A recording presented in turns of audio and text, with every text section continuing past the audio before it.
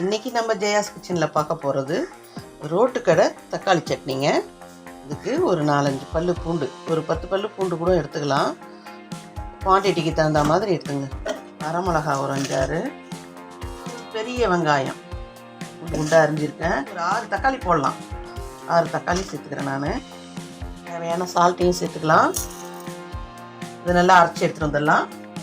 அடுப்பை பற்ற வச்சு வானலை வச்சுக்கலாம். கொஞ்சமாக எண்ணெய் ஊற்றிக்கலாம். எண்ணெய் காஞ்சதும் கொஞ்சம் கடுகு வெடிக்கும் போதே கொஞ்சம் உளுத்தம்பருப்பு சேர்த்துக்கலாம். கொஞ்சமாக சீரகத்தையும் சேர்த்துக்கலாம். கருவேப்பிலை சேர்த்துக்கலாம். அரைச்சிட்டு வந்த இந்த விழுதை சேர்த்துக்கலாம். நல்லா சுண்டி வரட்டுங்க. ரோட்டுக்கடை தக்காளி சட்னி ரெடி.